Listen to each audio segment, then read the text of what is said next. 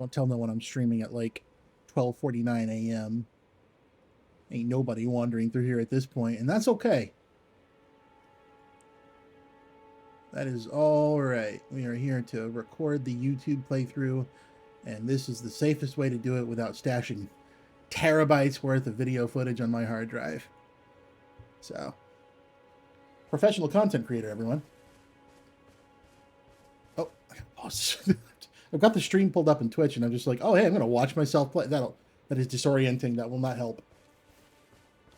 All right, so we're still playing Confessor Sin the Risen. Sin, for those of you who don't know Chez lore, was the name of the character that I used for my playthrough of Dark Souls 1 on YouTube, which is one of the coolest experiences I've ever had in my life, because there were these really fun people that were... Like, the reason I posted the Dark Souls 1 playthrough on YouTube was that I was recording it, posting it, and then getting feedback from a group of friends of mine on where to go next. And I think that group of friends is probably the reason I am so into Dark Souls as much as I am anymore. I say anymore, like I'm really into it. Dark Souls is probably my favorite existing franchise. That's still, you know, the Soulsborne series is still active. So certainly the games are extremely important to me in a lot of ways, and as a result, I kind of performance dip. There we go. As a result, I kind of I don't know. It means a lot to me to be able to come back and put this on YouTube, right? To be able to kind of come full circle. Still got to put a Dark Souls 3 playthrough up here. Might be a New Game Plus playthrough, because I'm most of the way through a Dark Souls playthrough currently. At any rate, we are continuing along.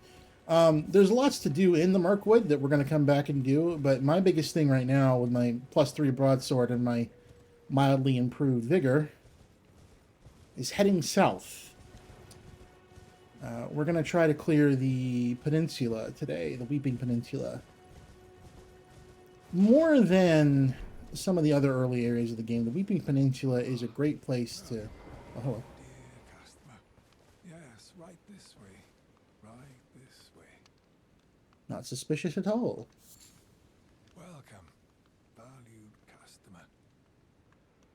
Come, trade in our wandering emporium. Please, buy something. I'm hungry. I've been hungry so long. Please? I don't know if it's visible on the 1080p video, but his eyes are bright yellow. That's interesting. So this guy has smithing stones. We want those. We'll buy that.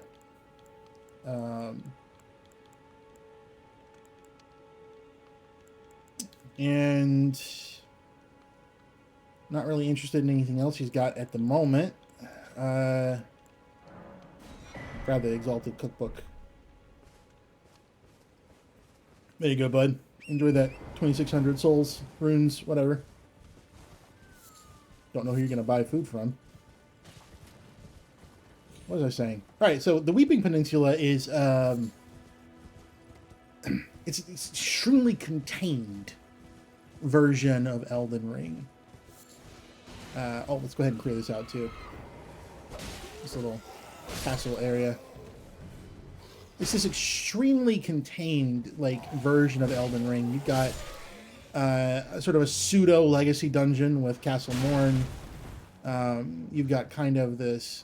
Okay, well, they're going to be difficult about this, aren't they?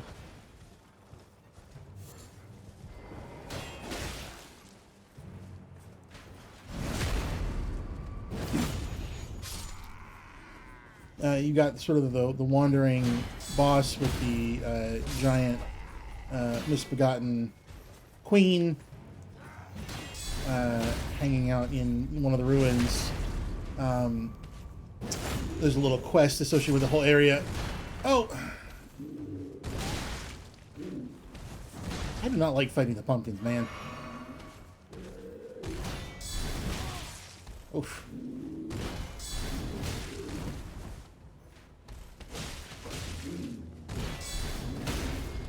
There we go.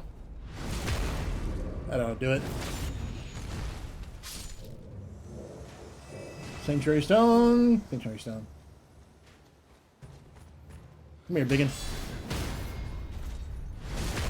Drop that sword. Drop it. Alright, we're going to grab this. Then we're going to proceed up the stairs.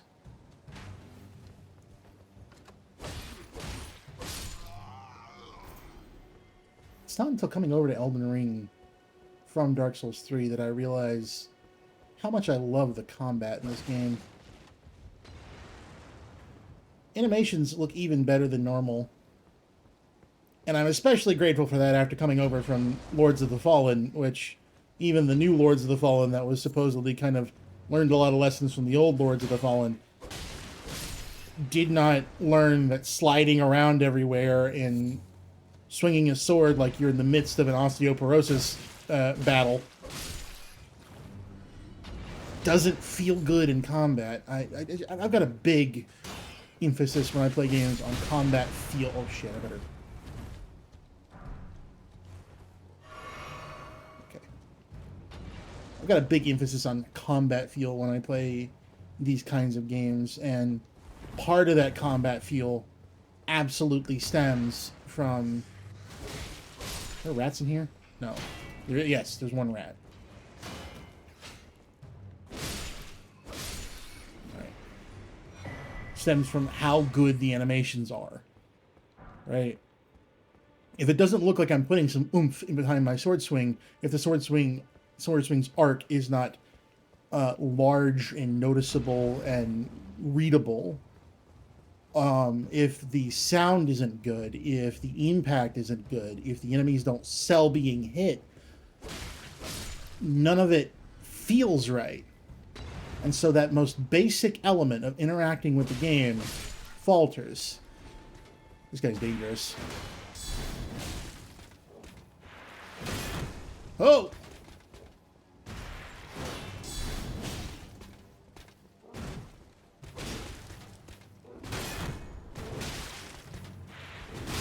Oh!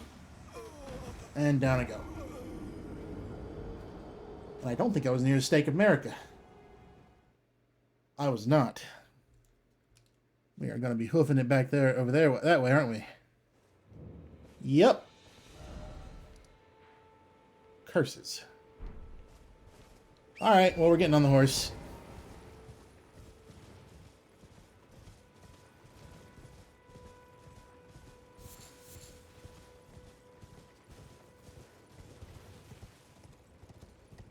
I got too eager and rolled too early. Contrary to what I was just saying about Elden Ring's combat, which for the most part I love, the game has certainly developed some weird habits to account for being the latest game in a series that famously reuses models and animations, and the associated muscle memory and such with those models and animations. Now, the Knights don't specifically reuse models and animations, at least as far as I can tell. Instead, however, they do feel like Souls enemies we've fought before. Big guys with, like one step up from the basic mook. He's got a little bit more armor. He's got a great shield or some manner of warding you off. And you handle him a little bit more cautiously than you would, your average pile of mooks. There's like the mini mook, the mook, and then the mega mook. And that guy's the mega mook, right?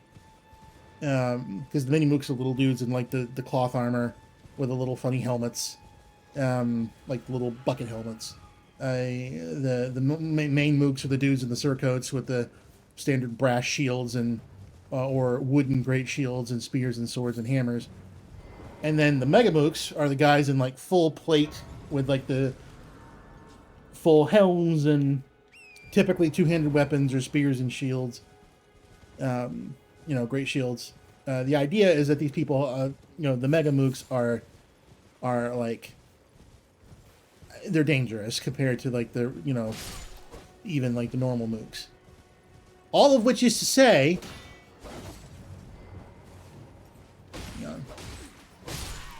All of which is to say, that's kind of the normal enemy hierarchy for like basic humanoid enemies in Dark Souls. All right, cool, excellent. I love those shields. I love the shield. All right, cool, fantastic, wonderful. Those guys have shared not necessarily animations, but basic principles since Dark Souls 1. In Elden Ring, along with many of the bosses, even basic enemies have developed this philosophy where there's weird delays in their attack animations and their whole, you know, the way they present themselves. There's like sneaky little hits at the ends of combos, all of which is meant to sort of sell you on not relying solely on muscle memory to get through these fights or to develop new muscle memory over time. And that's fine. You know, we don't want to just come to this series, which is famous for being challenging, and just kind of wade through it because we've done it before. It still does not feel good. I do not like that sensation of having an enemy just sort of hold his sword swing for 10 seconds and feint me to get a kill. Margit, early on, is top contender for that bullshit. But even the night there, he felt like he held that chop a little bit longer than I planned for him to. And, you know, that could just be me being a bad player. That could just be a sort of case of get good. But still, it didn't feel good. It didn't feel intuitive.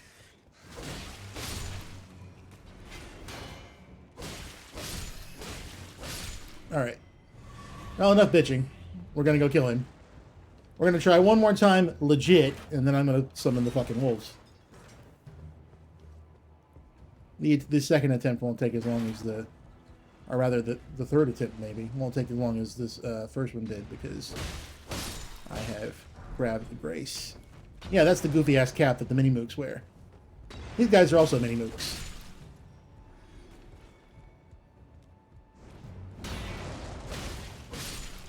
Alright.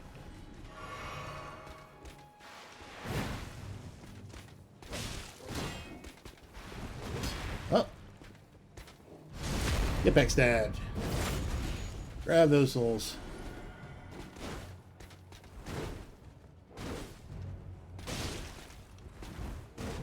Do not forget you can do jump attacks in this game. That is the quickest possible way to get fucked up, is to forget you can do jump attacks. That's good for flying enemies.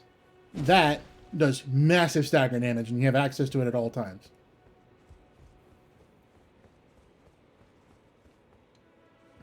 Heavy weapon jumping R2s, or jumping heavy attacks, are one of the quickest ways in the world to break humanoid enemies' posture, and you end up with a good stagger hit. Grab this metal. Alright, cool. Secured. Now, let's go be sneaky pricks and get over to the Weeping Peninsula in sort of a roundabout way, versus just getting our asses shot up by the awful cannon on the other end there of the bridge. Cannon. It's a giant crossbow. Whatever it is, I fucking hate it. Alright, so we're full up on flasks. I don't think we have enough for another level yet. Let's go ahead and just proceed on to the bridge. Alright, so the bridge... Oh, hey buddy.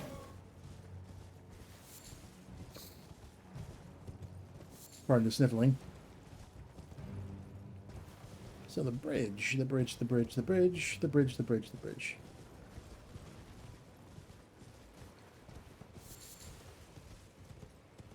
Oh man, I'm thinking about that Dark Souls 1 playthrough now. It was just such a fun way to play the game, to upload a video and get little hints on where I was going next or what I was doing. Occasionally players from the forum, mainly one player, just one of my favorite people, would show up and like give me items or help me on occasion, but for the most part, they left me to do it on my own. It was important that I did it on my own. I was really grateful for the way they handled that.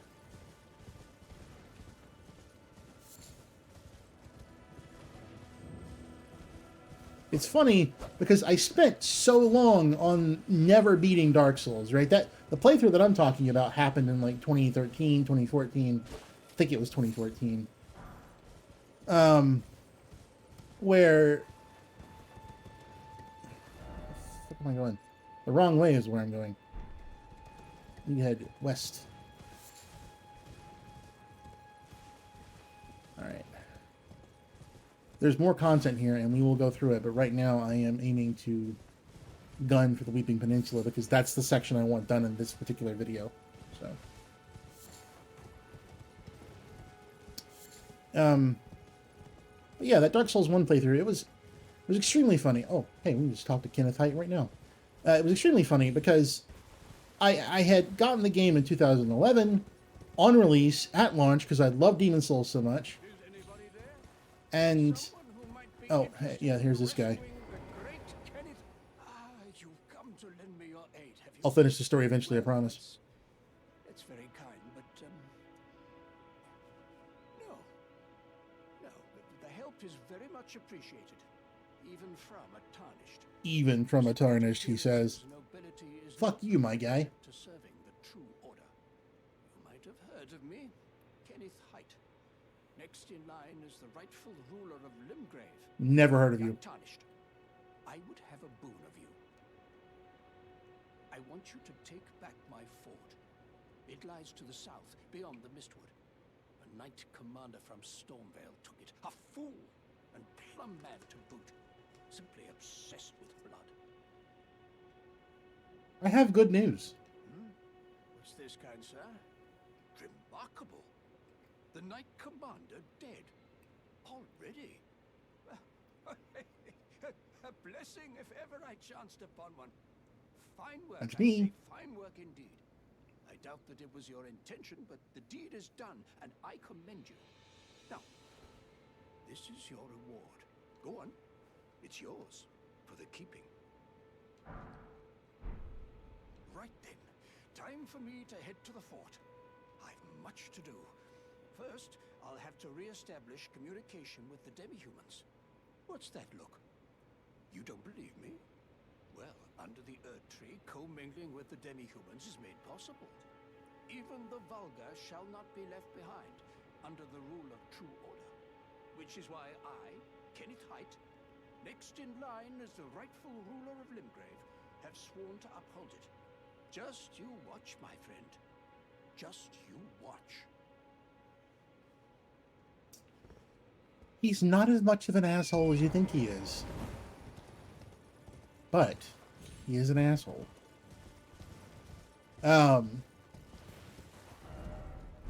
We are heading north again. To the south! So yeah. So I love Demon Souls. I pick up Dark Souls at launch. I bring it home. I play through it. It takes me forever to get through the Undead Burg because I'm really bad at the game. Then it takes me forever to get to the Undead Parish. And then finally I get to Blighttown and I just get hard stopped. Like a lot of people, right? Because I fell for the Drake Sword Trap. We all know about the Drake Sword Trap, right? The one where they give you a weapon that doesn't have any scaling, and then by the time the weapon starts to be outpaced by the enemies, you haven't been putting your resources into anything else because the weapon was initially so good. And you felt cool for getting it because it was a secret. Yeah, that trap. I fell for that. And in between being lost in Blighttown, not sure where to go next, not sure what to do next, hang on, see if I can... Oh, just short. Come on, pal. Yes! Off that horse. Run. I get lost in Blighttown. I get completely just, you know, distraught over my ability to proceed in the game. I get distracted with other games. I don't come back to it for a while. Then the game gets stolen. Like my little CD book of 360 games gets stolen.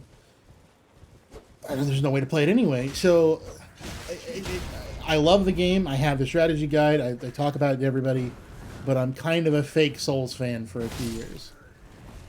Enter 2014. I get the game for PC. I'm a big PC player by this point. I love playing on PC.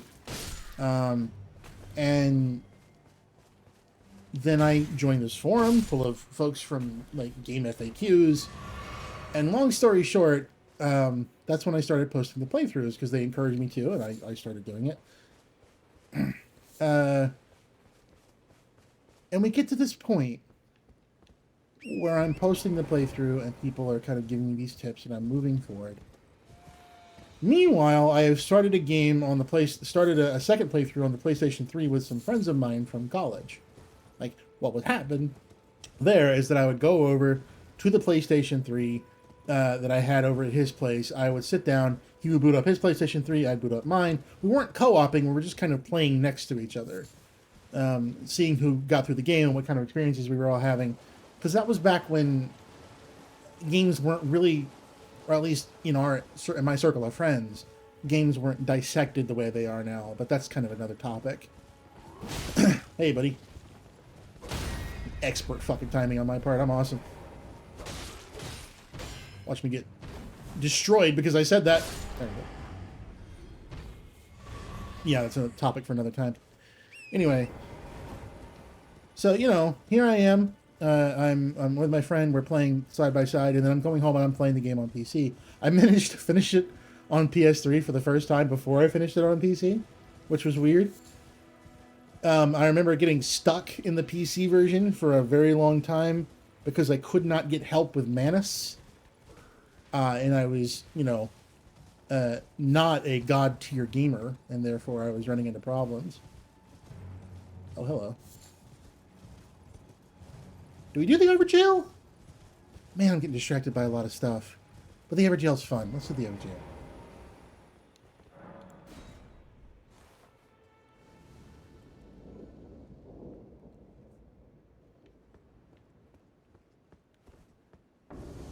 Alright, Pally.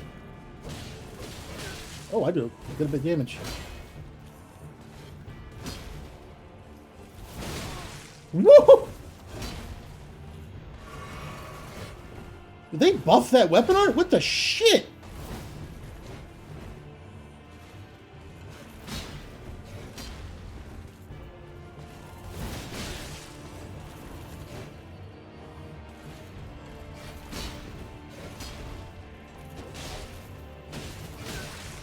Oh. Heal up.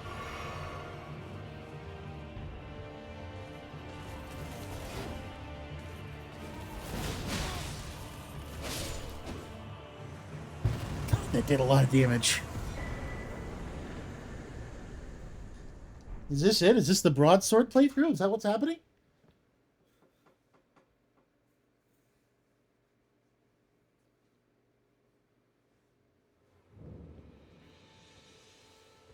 Since that playthrough that I put on YouTube, Dark Souls games have been a pretty big part of my life anytime they've come out, right?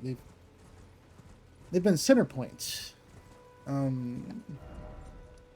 Almost like these places of peace. Which is weird to say, I know. You know, Souls games are notoriously hard and sad and tragic and obtuse. But there's a lot to be said when you have major anxiety problems for something that just eats your attention, right? You either pay attention when you're playing a Souls game, or you don't go anywhere. You don't make any progress. There's no half-assing it. You do it or you don't. At least the first time through. Right? You don't get through these games without some manner of focus. I think even necessarily knowing what to do, like going through the guides or whatever, you still have to focus because the game's combat, it gets easier, but it never gets mindless. At least not for me. I'm trying to find the route here. There's a way across.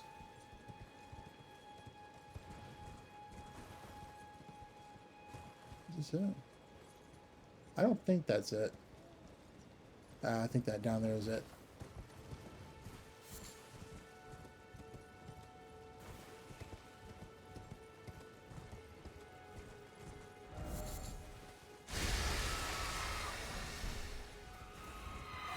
Oh, hey, buddies.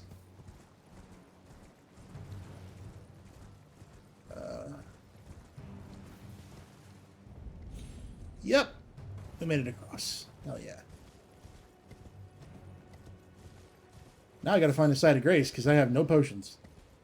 No flasks. No charges, whatever you want to call it.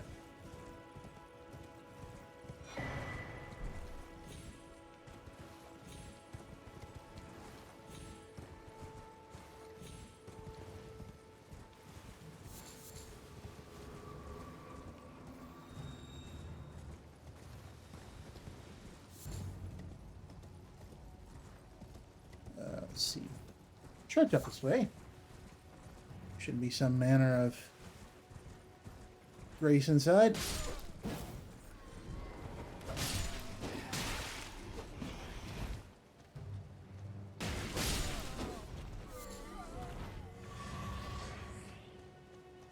All right.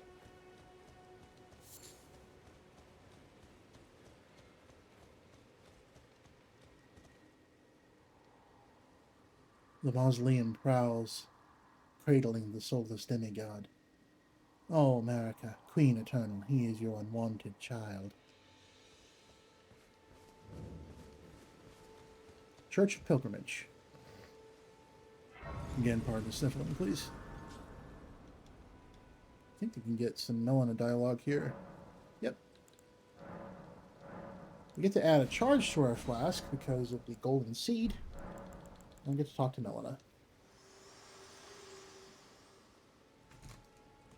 Spoken echoes of Queen Marika linger here as well. Shall I share them with you? In Marika's own words, then, after thy death, I will give back what I once claimed, return to the lands between, wage war, and brandish the Elden Ring, grow strong in the face of death. Warriors of my lord, Lord Godfrey. Shall I turn? Let my hand share them with me. Your thoughts.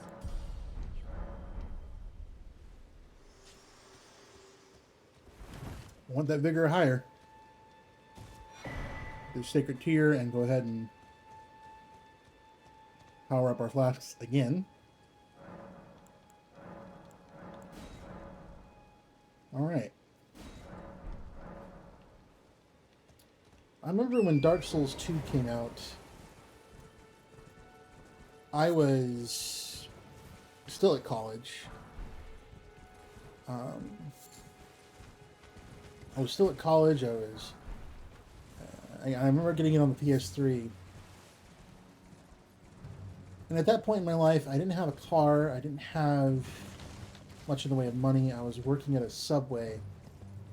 And that was I remember that year was kind of the first year I really hadn't gone home from where I was going to school, which was several states away, to home, which was, on the East Coast. And Dark Souls 2, whereas Dark Souls 1 had literally taken me years to beat, I beat Dark Souls 2 in about, I want to say 2-3 weeks after it came out.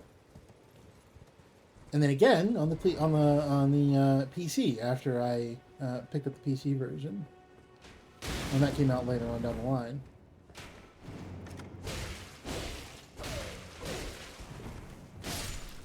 All right.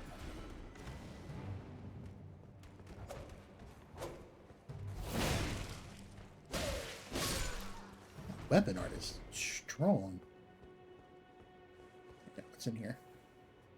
I forget what's in some of these.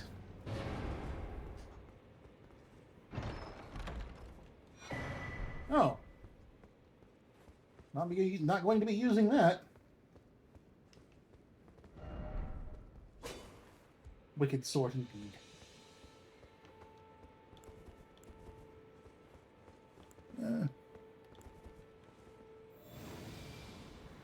Good.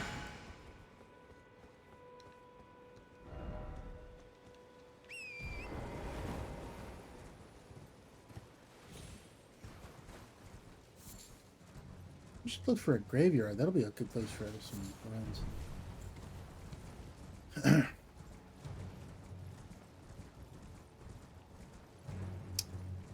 Dark Souls 2, I finished it. It was this place of comfort for me because it was something I could really obsess over while I dealt with not being able to go home for a particular holiday.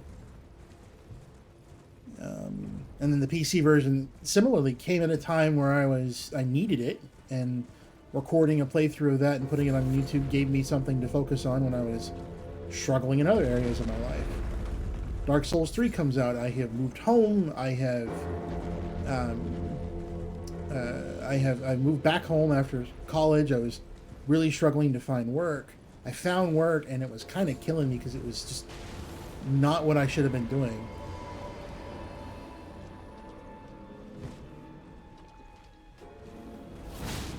Oh.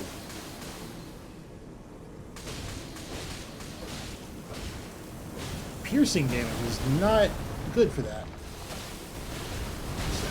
Slashing is, though. What are marionettes doing here? I don't think I've been to this area before.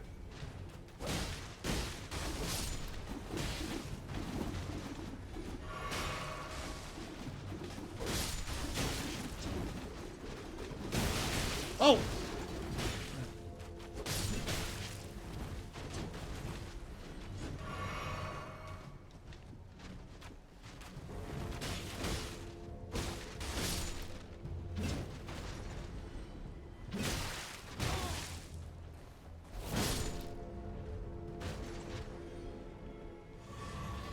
What is this place? Oh, that's poison. I'm standing in poison. Don't roll. Still in poison. And we're poisoned. Good. Excellent.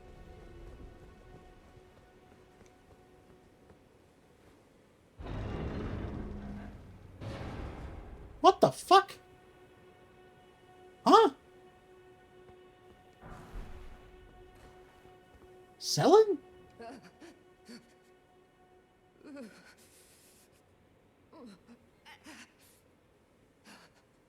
It will do no good, I swear it. And yet you persist. You frothing degenerates.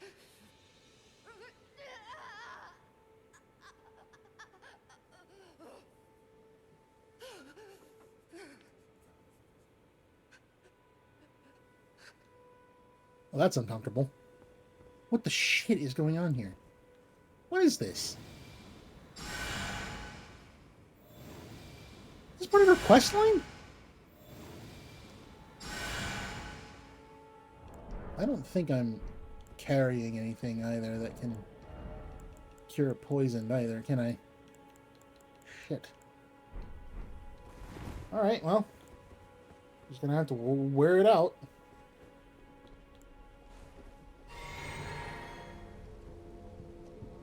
What was that? Why was she like that?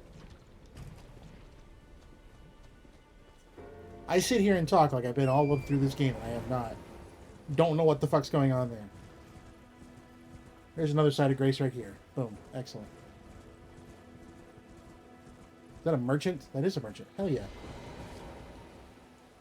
Bet he's got smithing stones.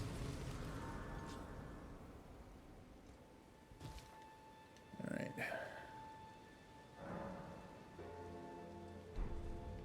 Oh, we should mix up our wondrous flask. Heal me and give me better stamina, please. Thank you. Well, it's been an age since I've seen a customer. Well, you hang out in a weird spot. Here at the end of the earth. Oh, baby, you got what I need. Oh! Hello.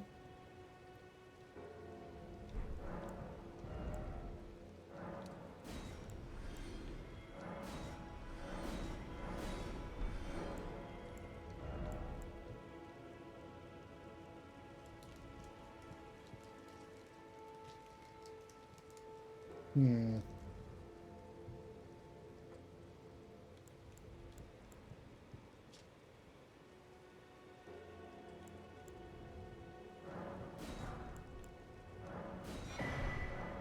Have a sight. That's for later options.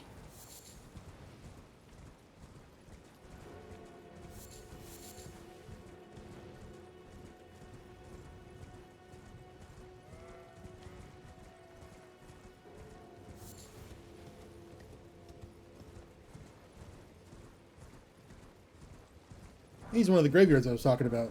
They're always full of runes. They're throughout the lands between. Yeah, okay, so I keep going back to this. I'm going to finish the story this time. Dark Souls 3 comes out. Here I am. I'm home. I'm in this sort of transitory period of my life where I'm doing work I hate for a company that continually kind of does not treat me well. I'll put it that way. And coming home and playing Dark Souls 3. And until I beat the game, until I barreled my way through it, that was what I did. I came home and I played Dark Souls. And it got me through a really rough period in my life. By the time I was ready to complete Dark Souls, I had left that job. And prepared to move back to where I'd gone to schools. Because that's where I'd been for 6 years. That's where I'd made all these friends. That's, what I was going to do next, was come back to where I am now.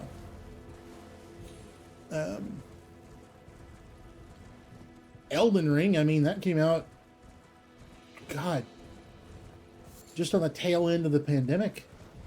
I think everybody was in a weird period of their lives at that point, right? It's just been weird for everybody. Oh! You saved me. Oh!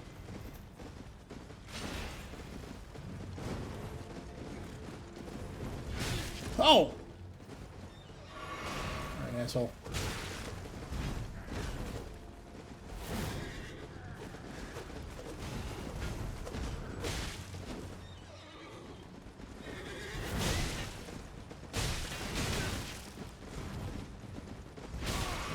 Ow!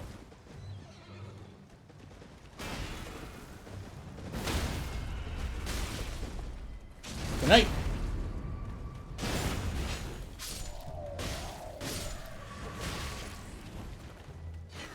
Oh, he gave potions back.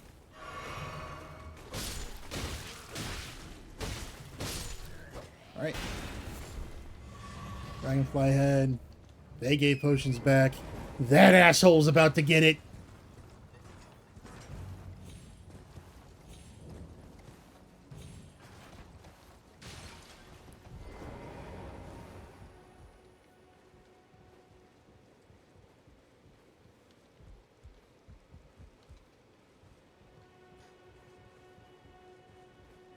Fucking prick. Get off this thing.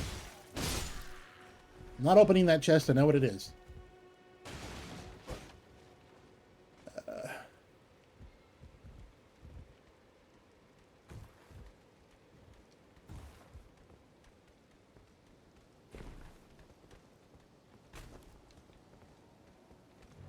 Hey, buddy. Alright. Elden Ring comes out at a time when everyone needs it. Even the Dark Souls 3 DLCs came out at times when I needed them. So the games have always these games have always played a special part in my life. Bloodborne played a special part in my life. Sekiro played a special part in my life. They've always, whatever goes on in the design department over at From Software just seems to work better than most medication for my anxiety. And so these games have always been important to me. which is why I want to share them with people, which is why I'm recording these playthroughs.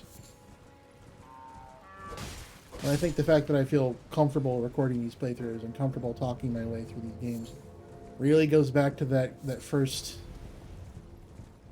crew of people, mainly the one player, walking me through so much of Dark Souls 1 without just sort of handing the game to me. It was such a really measured and fun way to introduce the series to somebody, and I don't think I can thank those people enough for it. Alright, well, you know what? Let's go find out how good this weapon art is against this boss. I need the runes, and I like this fight. Ooh, it's good damage.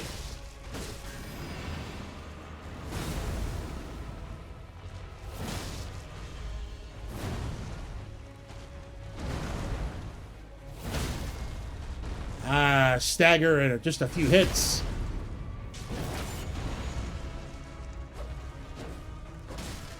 Oh!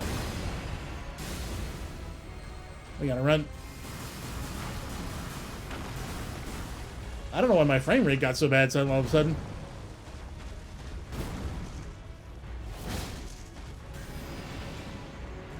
Back up. And in.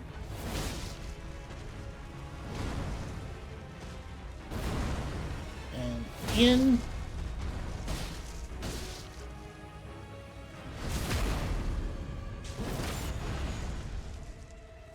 And jump forward. Nice and easy. Nice and easy. Hell yeah. Opaline bubble tier. That's the other really important one. Alright.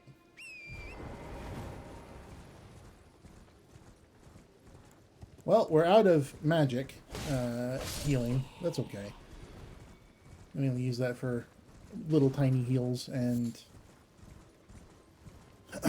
weapon arts. And okay. Guardian Garb. I don't think I've ever gotten that to drop before. Oh, it's getting close to nighttime. You can tell because the enemy humans are going all red-eyed.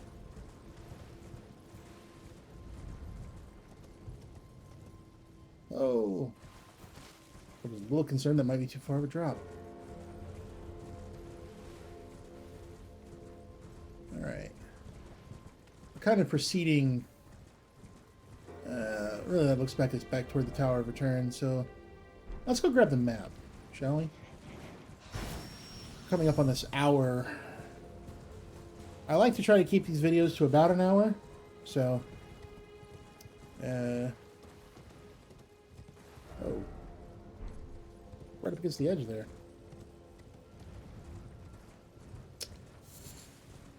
So we'll probably go grab the map and do a little bit more exploring, and then we'll call the stream here for this particular episode, and then do another stream tomorrow.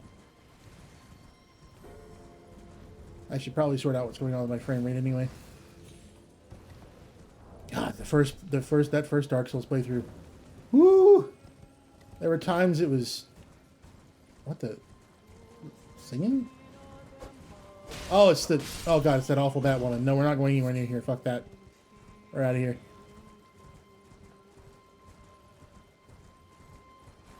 I fucking hate fighting those things.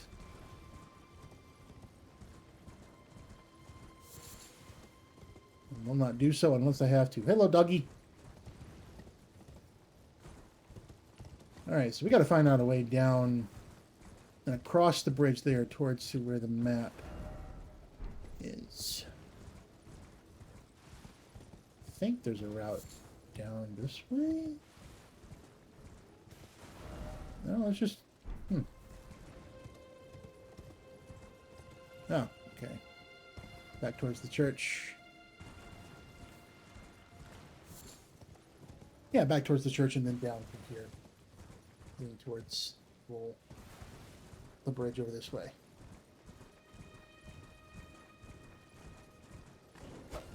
Yeah, fuck you, my guy. Not hanging out to fight you.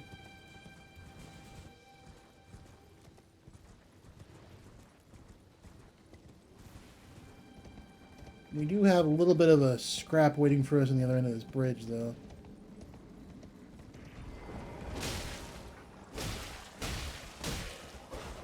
Well, unfortunately, it is a scrap that staggers easy. Whoa! Hitboxes.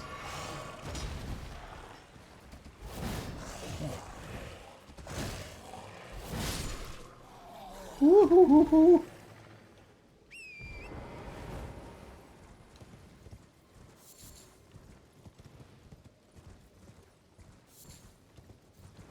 As stated in some other point in this playthrough, you know, one of the reasons to do this character is to get somebody ready fresh for the DLC that isn't in the midst of New Game Plus or at some awkward point where I barely remember what it is they're doing or why they're there. I started a lot of characters for this game, trying out different builds and such, and the game doesn't make it too difficult to try out different builds, but it does... Oh, can I do this on 2 flasks? Oh, but we're gonna find out, aren't we? Yeah.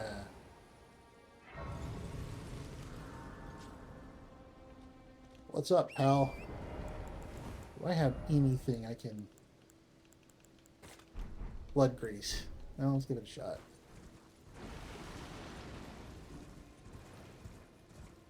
Why not?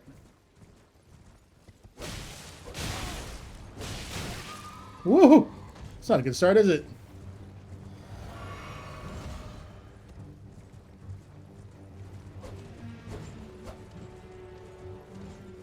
Gotta give you the right side of the horse. Oh! Shit!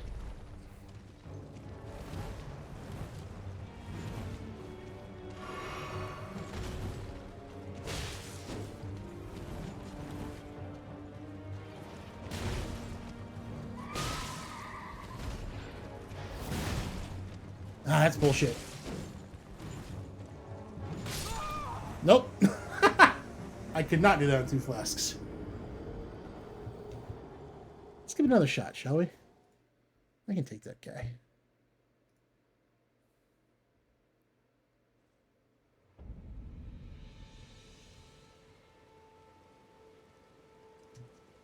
All right, let's give this another shot. We are going to pass time until nightfall.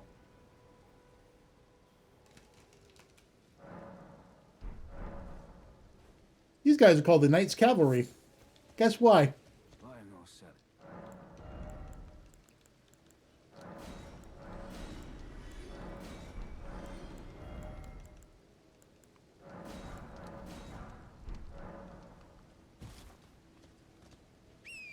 Fuck the blood grease. We're just going to go at this with the broadsword. Grab the souls first. I want his horse down before anything else. Get a lock on.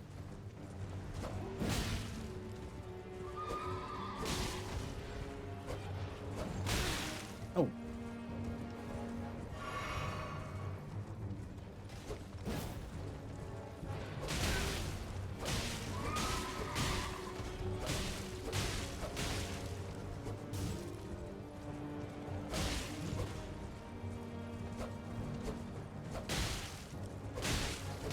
You do good damage.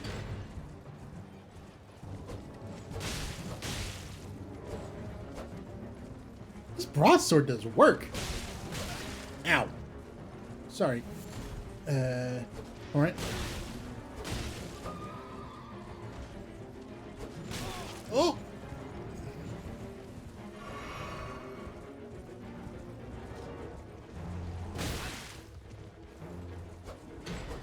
Come on, man. What's this?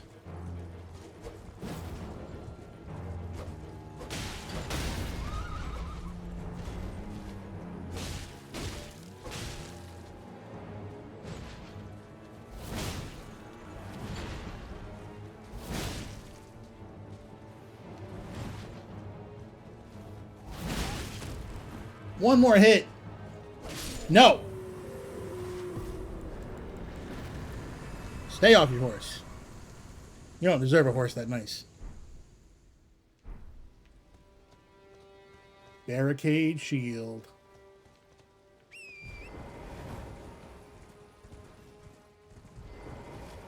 The skill that saved my first playthrough because the Vanguard Gargoyles pissed me off the first time.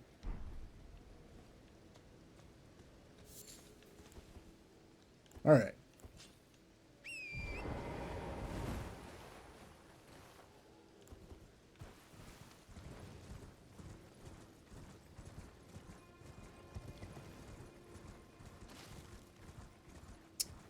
We are going to do a little bit more exploring up the road here.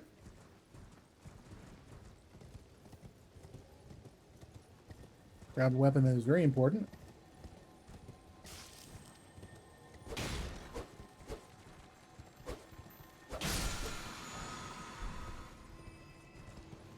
Because I feel really good about using the broadsword now. That may change later.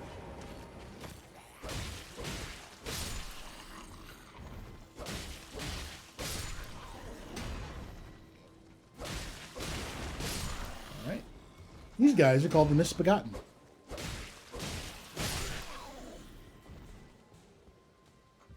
They appear to be weird mixtures between birds, furry animals of some kind, and people. And they have really creepy faces. Does that mean to say? It seems like it's mean to say. They don't get treated well, and they rise up against people that do not treat them well. Both here and in other areas of the game. And that does not go well for anybody involved. Note that the Misbegotten do not appear to be the same group as the demi-humans, who are the little goblin fellows we've been running into, like Bach. Of course, Bach is more human as far as I'm concerned than many of the characters in the game, but I'm biased, I guess. Hello, Giant.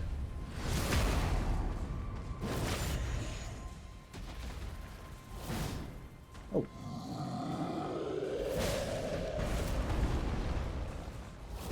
Get stabbed. Oh, I'm so sorry, buddy. Need the wounds.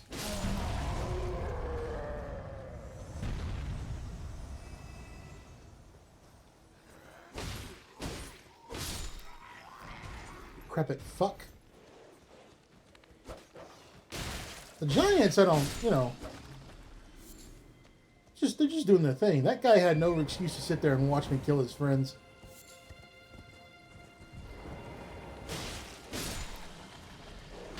Oh, stop trying to guard with a weapon. There you go. That's not as bad of an idea as it used to be. Guarding with a weapon, but still not wise. All right.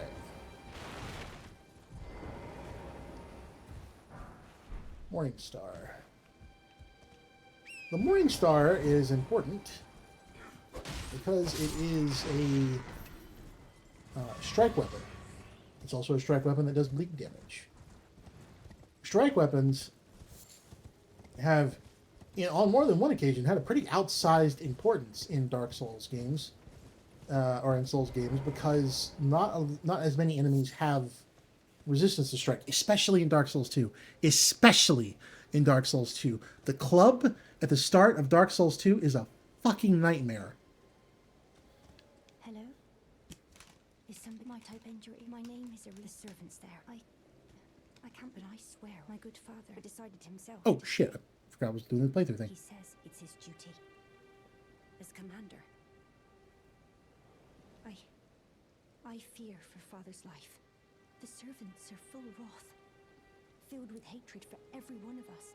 They've since come for every one of the companions I escaped with. They haven't spared a soul.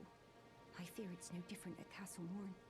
Please, I implore you, would you mind taking a letter to my father at the castle? My soul wishes that he escape, even if his honor should be the price. Please, I just want him to be safe. Thank you. Dearly. Then please, take this. Deliver it to my father, who remains in the castle, if you please.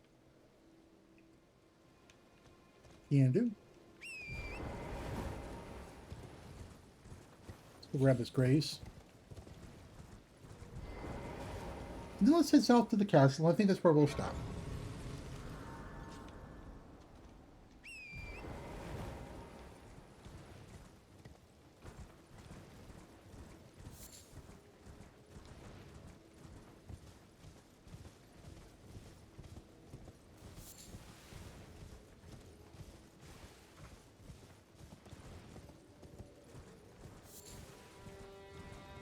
All right. Irina is an interesting character. Less because of she herself as a character, and more because of something that occurs later. She's an interesting character on her own, I suppose. I mean, you know, standard issue, damsel in distress. Asks you to do something nice for her father. She appears to be blind. I shouldn't say nice, I should say crucial to his well-being. She appears to be blind. She appears to be some manner of fragile.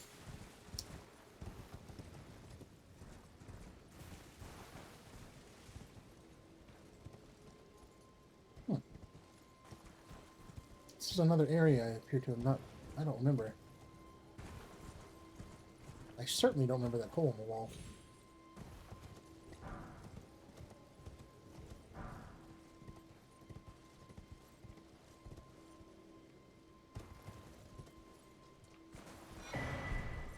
That's where we're headed, over there. So, oh, extra golden seed.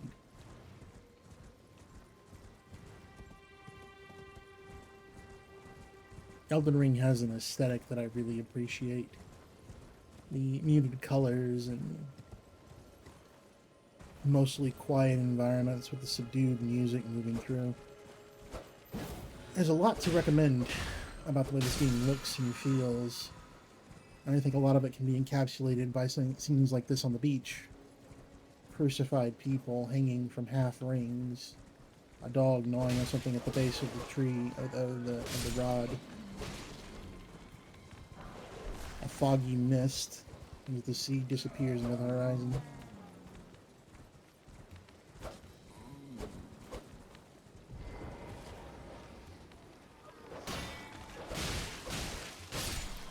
When you come here at night, when you stand beneath the crucified, during the day they're quiet. During the night they shout and groan and scream. It continues to establish that atmosphere of beauty and calm and serenity until you get close. You really start looking at it. This route appears to allow us to avoid the worst of this fellow's tendencies.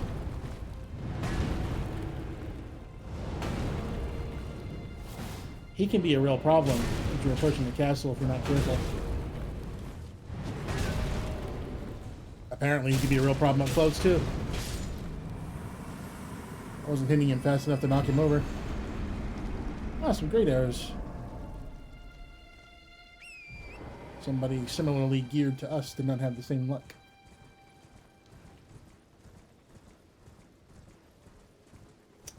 That's interesting. Why are they all... Why are these jellyfish right here angry? They're surrounding a corpse.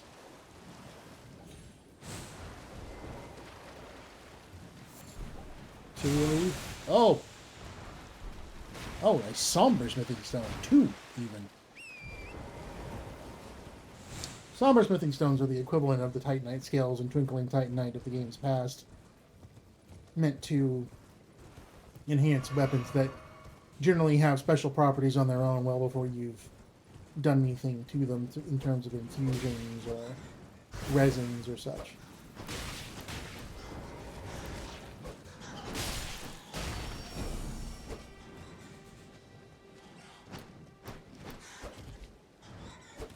If you're not bad at the game, the jumping attack is very useful. however,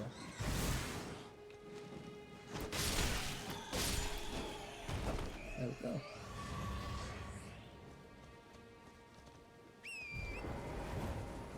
Quite the show there, I think.